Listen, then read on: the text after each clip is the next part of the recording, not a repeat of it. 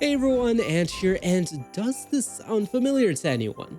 So, I was drawing a new artwork, and halfway through the drawing, my motivation, it did this. So how did I end up finishing it?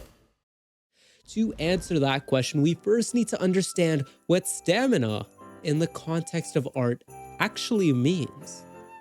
Now, I define art stamina as simply just how long can you draw before you start feeling agitated, tired, or just bored with the drawing. Now, it's normal to feel a bit tired after drawing for a long period of time, like an hour or more straight.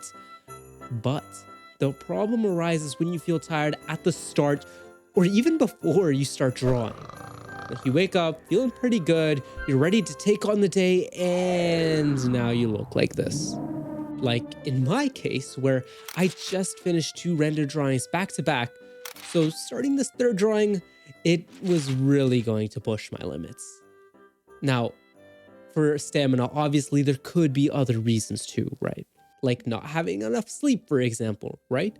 But I really wanted to finish this drawing before I took a break, which is when I remembered a video that I had listened to during one of my walks, and it was from Mark Manson, titled "How to Build a Mind So Tough It Scares People." And that video changed everything for me. When you stress your body, it grows back and adapts to become stronger. You see, Mark explains that our minds are anti-fragile systems. Now that's just a fancy term for meaning basically your mind is a muscle, right? It grows under stress, under challenges. And here's where things get really interesting. So, when do you think a muscle grows and gets stronger, right? Now, most people might answer, oh, it grows when you train it. That's only half the answer though. Yes, to grow a muscle, you need to train it with a challenging weight, but rest and recovery is equally, if not more, important. Because it's during that recovery time that you actually build the muscle that you've earned from training. And that's what I was missing. You see, I was training my art skills hard, watching videos, learning techniques, and trying to apply them, which in itself takes a lot of energy and focus. But I wasn't replenishing that energy with time away from art to actually build my stamina back up and better than ever. I was just cramming more information into my head, hoping that I'd figure it out overnight.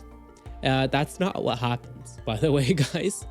So for the next few days, I prioritized recovery, read books, made videos like this one, and went outside and all that stuff, right? And after a couple of days doing that, I took my piece from this little sketchy mess all the way to one of my best pieces so far. And an analogy that sums this video up perfectly is just how a professional race car driver takes care of their car before and even during the race so that it doesn't crash and burn them alive.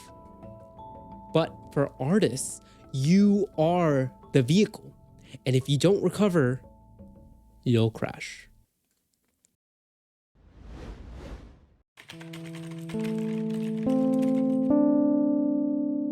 Now, I know some people will comment, we need to face challenges if we want to get better, which is true. I'm not saying that's not true. But what isn't talked about is energy levels and how this affects what's challenging for you. So here, as we see at the bottom, we have challenges, and at the top, we have growth. So when the challenge isn't too easy or too hard, that's when we find ourselves growing the most, because that's when you're in the zone, you're in that flow state, right? It isn't so hard where you don't know what to do, but it isn't so easy that it's just a habit.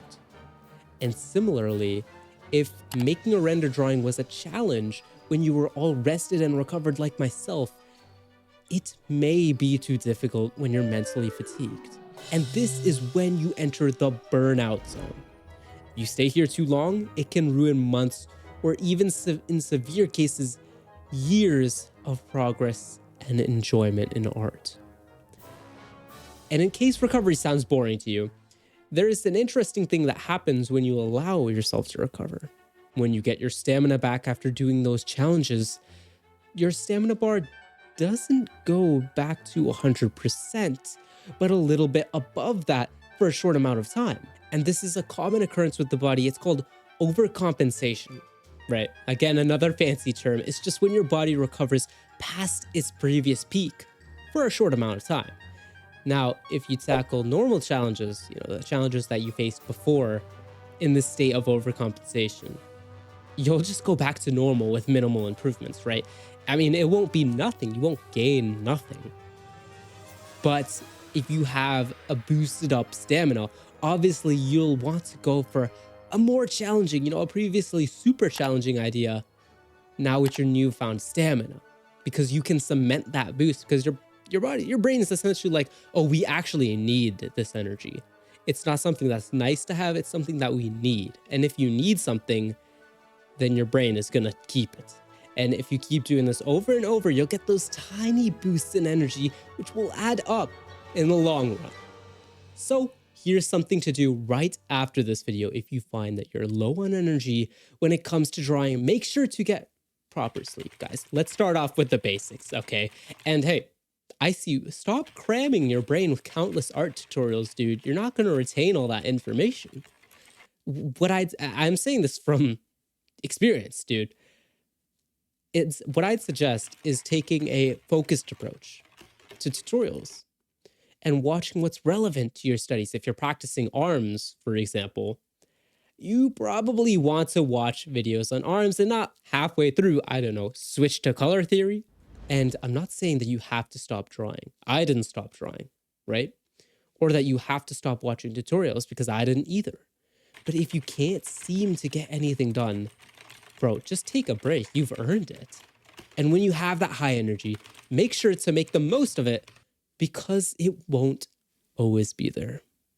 If there's anything I missed, let me know in the comments down below. And if you made it this far, thank you so much for watching. And you can show your support by overcompensating that like button down below. It shows that my video was useful, and YouTube will show it to more artists who may need the help.